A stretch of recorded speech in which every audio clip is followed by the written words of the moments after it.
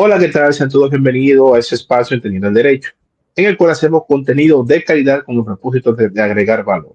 Teníamos un tiempecito sin salir al aire, pero ya estamos de vuelta y continuamos con nuestra serie Origen y Esencia del Compliance. Y el día de hoy vamos a abordar dicho tema con alguien especializado en temas de fideicomiso. Se trata nada más y nada menos de un profesional que tiene ya un cúmulo de años importante. Estamos hablando de más de 5 años, pero él es joven aún y su nombre es Ronald Albuquerque. Ronald, hermano, un placer tenerte aquí en Entendiendo el Derecho, en esta serie que estamos abordando. ¿Qué tal estás? Muy buenos días, Roberto. ¿Todo bien de este lado? En primer lugar, agradecerte infinitamente por brindarme un espacio dentro de tu red, un espacio por el cual han pasado grandes profesionales de la República Dominicana y del exterior. Y te agradezco por darme la oportunidad de poder dialogar Bueno, y conversar sobre el tema de compliance, fideicomiso y también de prevención de lavado de activos, que un poco se habla en nuestro país, pero que es importante conversarlo para entender los elementos que inciden en materia de compliance, en materia de prevención y también en materia de regulatorio en otros temas. muchas gracias. Para mí es un honor y también gracias por permitirme y decirme que sí en este proyecto. Tenemos un tiempecito coordinado y aquí estamos.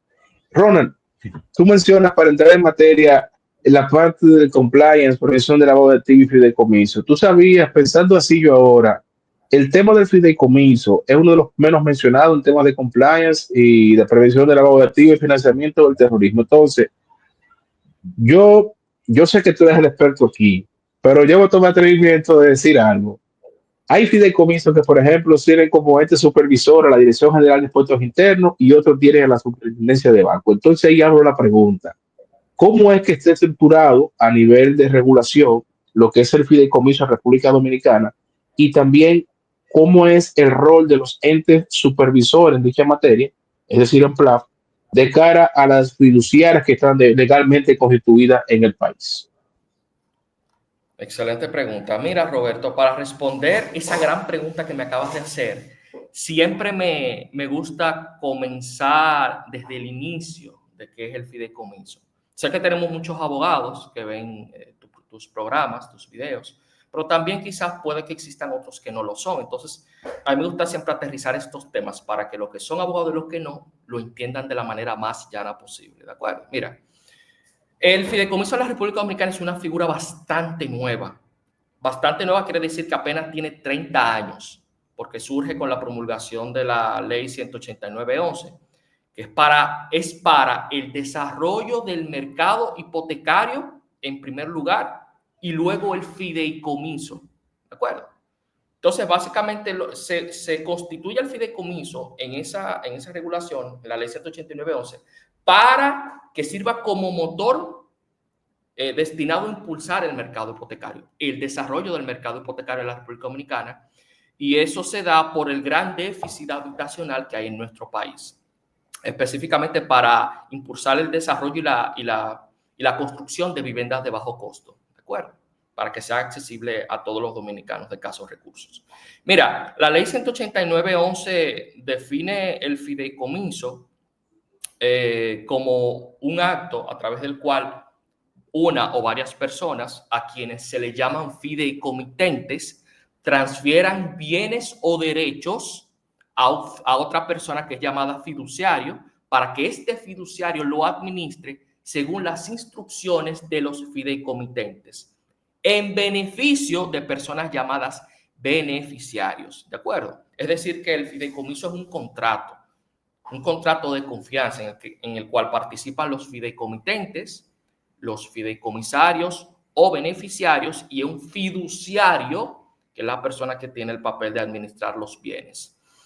Es importante entender, Roberto, que en un fideicomiso convergen varias partes, tal como mencioné, el fideicomitente, el fideicomisario y o beneficiario, pero también pueden participar otros stakeholders o personas como son los compradores de viviendas, inversionistas, aportantes de inmuebles y otro tipo de personas dependiendo el objetivo del fideicomiso. ¿De acuerdo? Entonces, mira, es importante también hablar del origen del fideicomiso, cómo nace el fideicomiso. En primer lugar, Cuando hablamos del origen del fideicomiso, debemos entender que existe desde hace muchísimo tiempo. Tiene muchísimo tiempo de creación, desde el antiguo Imperio Romano. Tú sabes que en esos tiempos se daban muchas guerras entre pueblos, entre imperios, cuando los soldados salían de la ciudad para combatir otros ejércitos y conquistar otros pueblos. Ellos se iban y lo hacían por muchos años, no por cortos periodos de tiempo. ¿Qué pasa? Esos soldados naturalmente tenían sus hijos y sus esposas, a quienes tenían que dejarle sus casas y sus objetos y bienes. Hay un tema y es que las esposas en el antiguo Imperio Romano tenían derechos muy restringidos. Y es por ello que los bienes y recursos de los guerreros romanos no tenían una representación jurídica, es decir, quedaban desprotegidos. Entonces, en el Imperio Romano se procede con la creación de la figura del fideicomiso, que proviene del latín fideicomisum, del fides, que significa fe, y comisum, que significa comisión. Es decir, en otras palabras, un cometido de confianza. Y recuerda que el latín es una lengua que se hablaba en la antigua Roma, es decir, que guarda toda la relación del mundo. Posterior a la creación de la figura, el antiguo Imperio Romano designa a determinadas personas dentro del imperio como fiduciarios, personas que ellos entendían que podían llevar a cabo ese papel, a los fines de que administren los bienes de esos guerreros o combatientes que se iban a la guerra, a los fines de ellos administrarlo conforme a las instrucciones que dejaba ese guerrero o ese fideicomitente que se iba a la guerra. ¿De acuerdo? Entonces, por ejemplo, el soldado se iba y entregaba las instrucciones al fiduciario para administrar los bienes y recursos. Y decía al fiduciario, mira, dejo este bien a mi esposa y dejo este bien a mi hijo para que tú lo administres conforme a estas instrucciones que te estoy dejando por escrito o de manera verbal. El fideicomiso en nuestra región también tiene poco tiempo, aunque en la República Dominicana tiene menos que las demás. Por ejemplo, en países como México, países como Panamá, el fideicomiso tiene aproximadamente 100 años, pero como te comenté inicialmente, en nuestro país el fideicomiso tiene apenas 3, por lo cual le falta mucho tiempo y mucho desarrollo en todas las áreas del quehacer diario de la República Dominicana. Hay modalidades de fideicomiso, importante tomarlos en cuenta. No sé si tienes una pregunta de cara a lo que he estado desarrollando para continuar con de las modalidades de fideicomiso. No, mira, hay algo a destacar y es que el fideicomiso, como tú señalas, es un acto jurídico y que involucra a diferentes personas que son tres partes, ¿verdad? Fideicomitente, fiduciario y bueno, la otra parte está, digamos, la persona que tiene el rol de gestionar el patrimonio fideicomitido, ¿correcto? ¿Es así? Es correcto.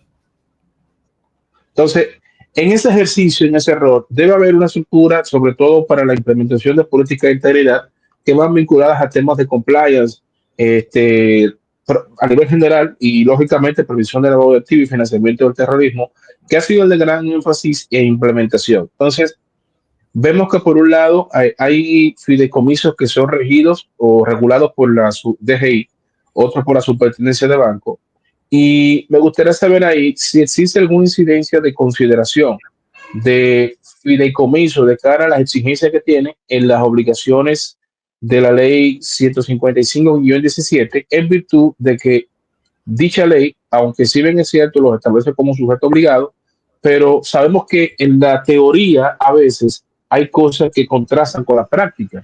Y es por eso que me gustaría saber tu opinión al respecto en ese sentido. Bueno, mira, sí, hay un tema en la República Dominicana y en la actualidad solamente se está dando aquí, y es que las fiduciarias de cara a los fideicomisos tienen 3 entes reguladores, algo sui generis de cara a los sujetos obligados. Es el único sujeto obligado, según la ley, que puede tener 3 entes supervisores y reguladores.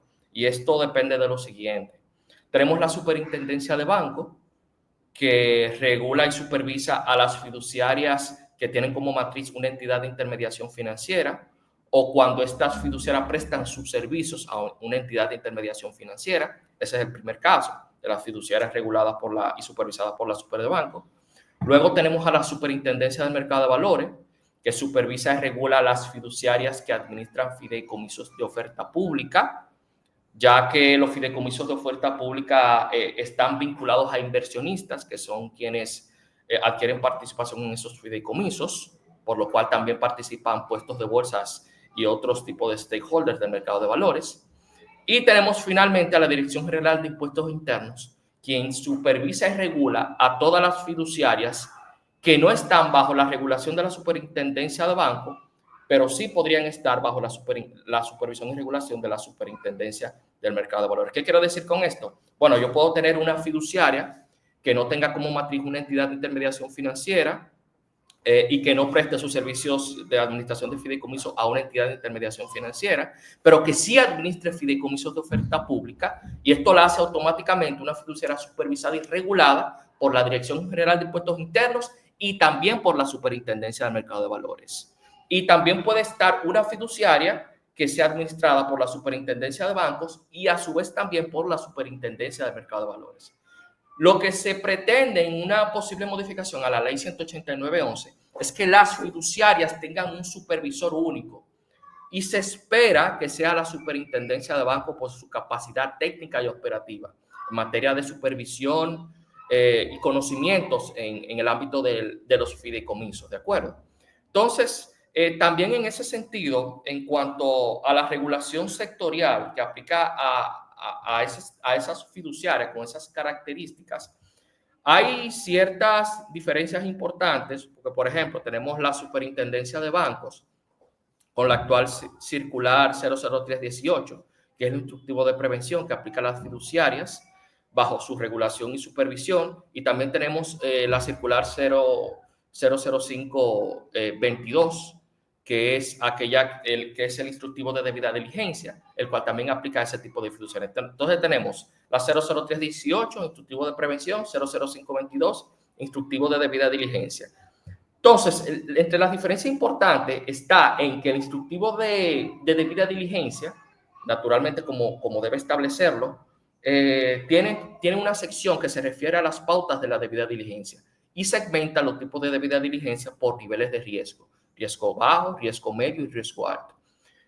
A diferencia de lo que se presenta en la regulación de la Dirección General de Impuestos Internos, la cual es la 00318, que aplica a las fiduciarias que no tienen como matriz entidades ni prestan servicio a entidades de intermediación financiera, que se refiere a manera general a debida diligencia, más no segmenta los tipos de debida diligencia por factores de riesgo. Y tenemos luego el instructivo o el reglamento de debida diligencia de la Superintendencia del Mercado de Valores, 11 del 2018, que considera a las fiduciarias administradoras de fideicomisos de oferta pública como sujetos obligados con deberes restringidos. Es el único sujeto obligado con deberes restringidos en materia de fiduciaria en la República Dominicana. Y son sujetos obligados con deberes restringidos porque sus deberes en materia de prevención son mucho menores que los demás participantes del mercado de valores. Y esto se da porque los riesgos de las fiduciarias que administran fideicomisos de oferta pública son mucho menores que los demás sujetos obligados. Entonces, tienen deberes restringidos en materia de prevención. Claro, no, excelente. Mira, ahí ese punto me despierta una inquietud bastante trascendental, porque hay algo, Ronald, que a mí en particular, cuando me toca impartir esta docencia en temas de prevención de lavado de activos y financiamiento del terrorismo, toda vez que toca abordar esos temas, por ejemplo, de debida diligencia, que tú lo mencionaste, hay algo, y es que la misma ley 155-17 tiene algunas, o sea, la manera en que está estructurada la debida diligencia, te explica como que hay una debida diligencia, por ejemplo, estándar, debida diligencia ampliada, cuando realmente la debida diligencia es una y lo que se hace es, como tú bien señalaste, aplicarse y ejecutarse según sea el nivel de riesgo. Y hay algo que es muy particular, nosotros tenemos en la ley 155-17, que hasta la fecha, Ronald, yo mismo me pregunto, ¿qué quiere decir debida diligencia de fideicomiso cuando la misma ley 155-17 tiene un artículo que aborda eso?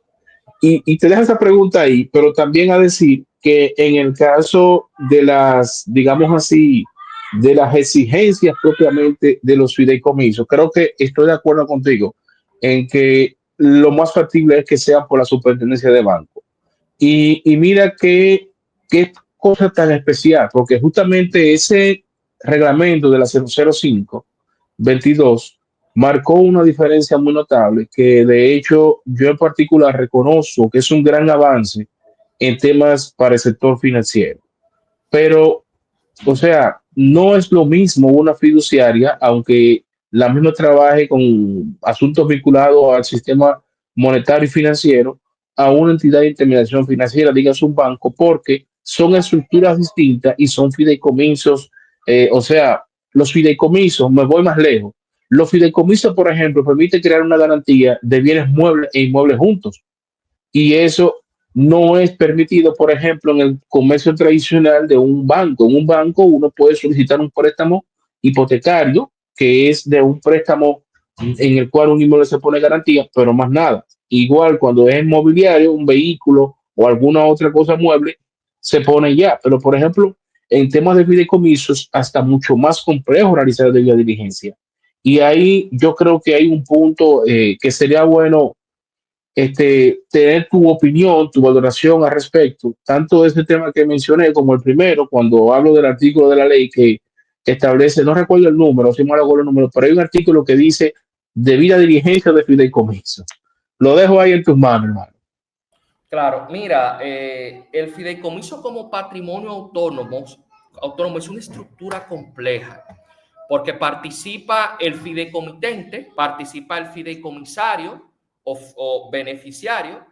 Si es un fideicomiso de desarrollo inmobiliario, participan los compradores de esas unidades habitacionales, participan los proveedores o suplidores de los materiales para el desarrollo de ese proyecto inmobiliario.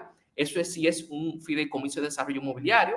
Ahora, si es un fideicomiso de inversión, además del fideicomitente, fideicomisario o beneficiarios, hay que hacer debida diligencia a los inversionistas. Si pasamos a otro tipo de fideicomiso, que es un fideicomiso filantrópico, hay que hacerle debida diligencia también a los donantes. Si es un otro tipo de fideicomiso de oferta pública, hay que hacerle la debida diligencia también a los que constituyen el fideicomiso inicialmente, que son los fideicomitentes y a las otras partes. Y todo va a depender del tipo de fideicomiso que se esté constituyendo. Por ejemplo, si es un fideicomiso también de planificación sucesoral, hay que hacerle debida diligencia a los fideicomitentes y a los beneficiarios de ese fideicomiso de planificación sucesoral, que generalmente son los hijos o herederos del fideicomitente. Es decir, que todo dependerá del tipo de fideicomiso que sea. Y, por ejemplo, la complejidad en materia de debida diligencia se presenta más en los tipos de fideicomisos que son de desarrollo inmobiliario, tal como te comenté. Porque, por ejemplo, el proceso es el siguiente. Tenemos los fideicomitentes de ese fideicomiso de desarrollo inmobiliario, que generalmente son los constructores y los desarrolladores del proyecto. Tenemos constructores y tenemos desarrolladores. Al momento de constituir los fideicomisos, hacemos la debida diligencia de esas dos, para comprobar primero que de cara al fideicomitente, este cumple con el carácter de idoneidad de cara al proyecto inmobiliario que se pretende establecer, y al desarrollador o aportante del inmueble, para nosotros poder comprobar que ese inmueble se adquirió con dinero lícito, y que también el desarrollador cumple con el carácter y con la experiencia para desarrollar el proyecto. Una vez que se constituye el fideicomiso con los fideicomitentes que son promotores, desarrolladores o constructores, bueno, entonces pasamos a la fase de que se procederá a vincular adquirientes que compran esas unidades en ese proyecto inmobiliario a través del fideicomiso. Entonces debemos agotar también la debida diligencia de cara a los compradores, saber quiénes son, saber que el origen de los fondos es lícito, saber que el destino de los fondos es la adquisición de una unidad habitacional de cara al proyecto inmobiliario relacionado al fideicomiso. Luego que agotamos la debida diligencia de los adquirientes, que pueden ser 500, 1000, dependiendo del tamaño de ese proyecto inmobiliario. Luego de eso, entonces, procedemos con la debida diligencia de los suplidores o de los proveedores del fideicomiso, quienes van a proveer los materiales de construcción, quienes van a proveer las varillas, los cementos, los blocks, todos los materiales. También debemos hacerle debida diligencia a los suplidores.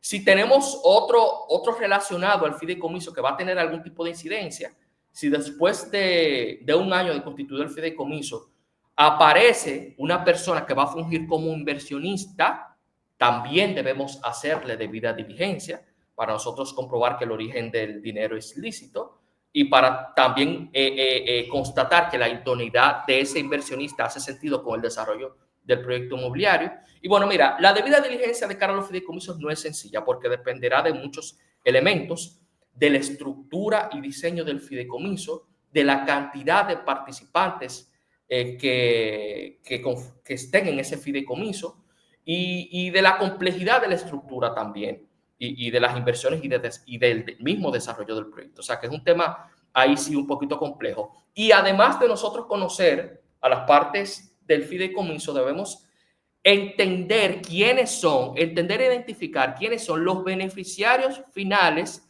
de cada fideicomitente y del mismo fideicomiso. ¿Cuáles son esas personas que ejercen el control efectivo final en el fideicomiso para el desarrollo de ese proyecto inmobiliario o para el propósito mismo de ese fideicomiso, que puede ser de otro tipo? Y me imagino que cuando son beneficiarios finales son personas jurídicas, es peor aún. Es correcto, Wow. es más Mira, complicado.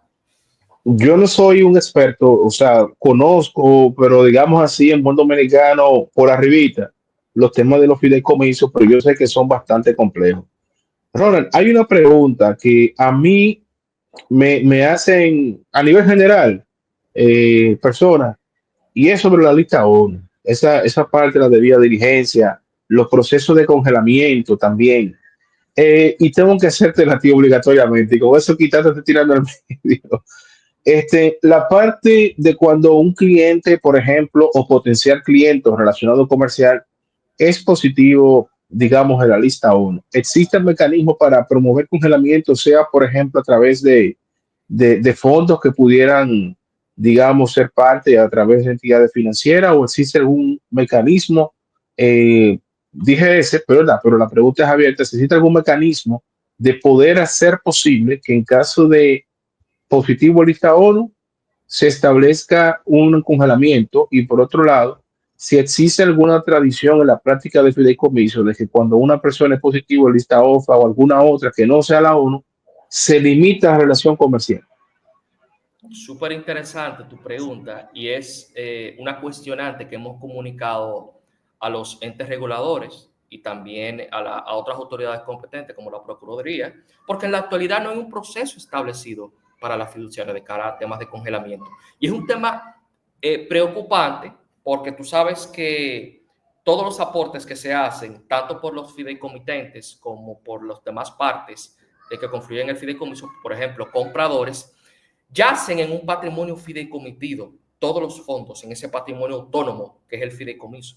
Entonces se debe tener mucho cuidado y cautela al momento de tocar esos fondos o de congelarlos, porque en dado caso de proceder con el congelamiento del fideicomiso mismo, de todo el patrimonio, estaremos entonces incumpliendo con el mismo contrato del fideicomiso de cara a los fideicomitentes, a los compradores, a los proveedores y de cara a todos los stakeholders que participan en el contrato de fideicomiso. Entonces, mira, no hay un procedimiento formal establecido, pero sí hay una práctica que estamos realizando en la actualidad, en los casos que se dan, que no son muchos, y es que nosotros procedemos a detener o, entre comillas, a congelar, a inhabilitar para tema de operar en transacciones los fondos específicos aportados y contabilizados por el fideicomitente dentro del patrimonio. Y también inhabilitamos que se puedan operar o ejecutar órdenes de un fideicomitente o de un relacionado al fideicomiso que se encuentre en una de estas listas. Es decir, que si un adquiriente pretende aportar unos fondos y están sin identificar, entonces si ese comprador está en la lista ONU, esos fondos no se tocan, se congelan en esa cuenta sin identificar hasta tanto se levante la orden de congelamiento. Recuerda, igual si un fideicomitente ya tiene fondos en el fideicomiso, por ejemplo, $1,000,000, y recibimos una orden judicial de congelamiento por parte de la Procuraduría y de un juez también, entonces lo que procedemos es ese fondo determinado, ese $1,000,000, nosotros procedemos a ponerle una alerta y una inhabilitación para que pueda ser movido desde la cuenta del fideicomiso a otras cuentas, o que pueda ser utilizado para el fin del fideicomiso hasta que se reciba posteriormente otra orden judicial que levante el tema del congelamiento. Es un poco complejo porque es un tema que no está claro de cara a la fiduciaria, pero nosotras hemos tenido que sacar de abajo, como dicen, y establecer un procedimiento práctico para nosotros cuidarnos ante posible ocurrencia de esta situación o de esta No, coincidencia. y hay que destacar que es verdad, yo estoy de acuerdo contigo, realmente no existe un procedimiento, a pesar de que contamos con un decreto, que es el 418 o 428, soy malo con los números, pero sí, hay un reglamento de congelamiento, pero esto es lo que te dice que tienes que comunicarlo en cuestión de horas a la Procuraduría. Pero lógicamente eso, en sentido general, hasta el momento se ha visto que es más posible en los bancos, entidades de intermediación financiera como sujeto obligado. Que eso es algo que está ahí todavía pendiente de tratarse, porque también en los sujetos obligados no financieros, esto pues genera incertidumbre. Por ejemplo, un dealer, como tú a un vehículo, una persona que está comprando, te dio lista oro, ok, me limito a establecer relación comercial. Ahí no hay problema, pero ¿cómo yo hago el congelamiento? Yo puedo rechazar la relación comercial y notificar, pero no congelo. Entonces, eso quizás pueda dar lugar a un mero incumplimiento y de hecho es uno de los principales retos para elaborar políticas, a veces incluso a nivel interno. Y eso es un tema que es grandísimo. Ronald, Sí, yo lo que entiendo para... es de parte de las autoridades sectorizar Uh-huh. esos procedimientos de congelamiento de cara a la estructura de negocio de cada sujeto obligado. Eso es lo que falta hacer, que es un trabajo muy arduo. Te comento, es un trabajo muy arduo porque cada sujeto obligado tiene sus particularidades propias de sus negocios, que no es tan fácil yo congelar un fideicomiso como yo congelar una cuenta de una entidad de intermediación financiera. Yo congelar la relación de un dealer, yo congelar en el ámbito de la relación de un agente inmobiliario. O sea, debe abordarse ese tema de cara a cada tipo de sujeto obligado.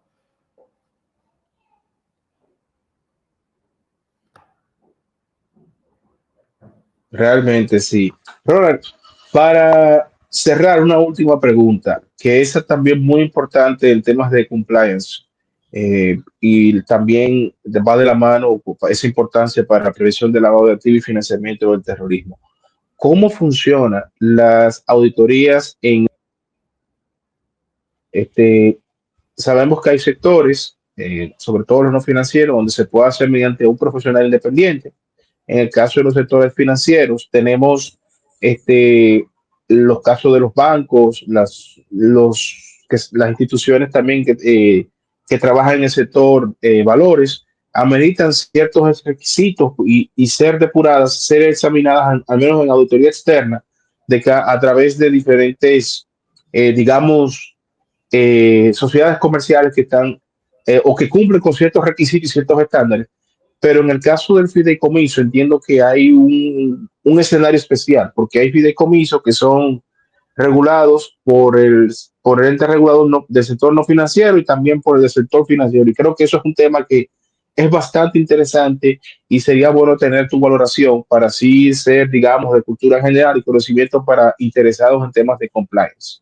Claro que sí, es una excelente pregunta. Mira, para las fiduciarias que administran patrimonios que no están bajo la supervisión o regulación de la Superintendencia de Bancos, pero que sí podrían estarlo para la Superintendencia del Mercado de Valores, la Dirección General de Impuestos Internos ha considerado que el auditor puede ser tanto una persona jurídica reconocida, con vasta experiencia en materia de auditorías y demás, y asimismo puede ser considerado una persona física, pero ya con otros criterios que se ha reconocido y aprobado por la DGI, entre otros. Pero cuando hablamos ya de la Superintendencia de Bancos y la Superintendencia del Mercado de Valores, nos referimos a auditores que sean personas jurídicas con vasta experiencia en materia de auditorías, con reconocimiento y certificaciones tanto en el mercado de valores como en el ámbito financiero para realizar auditorías. Y además de esto, deben cumplir con otros elementos en cuanto a estructura, diseño y demás, que estén acorde a la naturaleza también de los participantes que van a auditar. Por ejemplo, las fiduciarias, las asociaciones de ahorros y préstamos, las entidades de intermediación financiera o cambiarias, entre otros participantes del sector financiero y no financiero. Es decir, que las exigencias tanto de la Superintendencia del Mercado de Valores como de bancos para los auditores externos, el proceso es más riguroso porque incluso los auditores externos tienen que hacer una inscripción en el mercado de valores para que sean autorizados a realizar este tipo de actividad de cara a cada participante. Igual así lo establece la Superintendencia de Banco en su regulación. O sea que hay una diferencia importante de cara a aquellas fiduciarias que están bajo la Dirección General de Impuestos Internos y de cara a las fiduciarias que están bajo la supervisión y regulación de la Superintendencia de Banco y la Superintendencia de Mercado de Valores. Y eso es parte de lo que se quiere hacer, de poder homogenizar esa regulación y supervisión que quede en un solo ente regulador, para que la disposición también de cara a auditoría pueda ser única, con un criterio definido que aplique a todas las fiduciarias en su conjunto, porque fíjate, las fiduciarias que están bajo regulación y supervisión por DGI tienen ciertas ventajas regulatorias ante las demás, porque las exigencias de superintendencia de bancos y superintendencia de mercado de valores son mucho mayores, y eso quizás afecte la operativa del negocio de esas fiduciarias. Sin embargo, las fiduciarias bajo la supervisión y regulación de la Dirección General de Impuestos Internos tienen una regulación más expedita, más simple, que conlleva menos requerimientos, y eso quizás cree una situación de competencia desleal entre unas fiduciarias no financieras de cara a fiduciarias financieras, como yo les he llamado. Es algo que tiene sus pros y sus contras y también sus retos, y eso hay que considerarlo. Y también agregar que como parte de lo que es la implementación del compliance PLAF, es algo joven también en nuestro país, y realmente cuando se hizo la ley, ahí está con la entrevista con el profesor Hiromi, se tenía una perspectiva que hoy en día se puede decir que ha evolucionado. Y también hay que aclarar que el entendimiento, o sea, como se ha ido promoviendo y expandiendo la cultura del compliance y el entendimiento de una disciplina tan importante, también ayuda a entender que eso que se tenía como punto de partida para la ley, hoy en día pues genera retos que todavía están siendo trabajados. Y qué bueno, Ronald, contar contigo para abrir luz en este tema tan importante que es el fideicomiso, que vuelvo, como dije al principio, es uno de los que menos se habla. O sea, no es común ver que se hable de fideicomiso en temas de compliance. Sobre todo se apega a otros sectores como el sector banco y también de bolsas de valores, que son los que más renombre tienen, y algunos sujetos obligados no financieros. Pero creo que es bueno contar contigo. De verdad, para mí ha sido un placer. Aprendo mucho contigo y dejo el espacio para unas últimas palabras y tus redes sociales para que puedan seguirte también. Bueno, gracias, Roberto. Sí, es importante seguir desarrollando el compliance en materia de fideicomiso, porque ambas están en pañales, tanto la ley 189.11 como la ley 155-17. Es importante que las autoridades tomen en cuenta tomen en cuenta las fiduciarias y los fideicomisos, porque necesitamos regulación sectorial para fiduciarias. Necesitamos tener una regulación propia adaptada a nuestras operaciones, porque la que tenemos aplica más a los bancos y a las entidades cambiarias, más que a las fiduciarias. Entonces, es importante que tomen esto en cuenta, de sectorizar la regulación, de entender y adaptar una supervisión correcta de cara a las operaciones fiduciarias y a los relacionados, y promover la utilización de los fideicomisos en lugar de desarrollar negocios sin las garantías que el fideicomiso ofrece. Bueno, pues excelente entonces, un placer y acogida tus palabras, coincido contigo, falta mucho por hacer, y es también la idea de estos espacios, agregar valor a través de contenido de calidad y con personas que son altamente capacitadas como tú, Ronald. Encantado, un placer, y decir gracias a todos los que han dicho presente en este video. Denle like, compartan, suscríbanse al canal. También les recomiendo que le den seguimiento a Ronald. Ronald siempre está activo ahí publicando cosas en sus redes, y activo también en unos cursos que te veo ahí, hermano. Si lo quieres promocionar por aquí también es bienvenido, ¿eh? Claro que sí, Donde claro sea. que sí. decía, estaré publicando en LinkedIn, en las redes, en Instagram también, cursos en materia de prevención de lavado en el desarrollo de proyectos inmobiliarios, para que ustedes conozcan cómo es que se aplica el programa de prevención y todos sus elementos en ese mercado. Excelente, excelente. También yo lo puedo compartir en mis redes y claro, también lo podemos poner en el enlace de la publicación de los videos del video para que quienes se interesen pues entren también por esa vía. Muchas gracias. Hasta la próxima. Bendiciones. Chaito pues.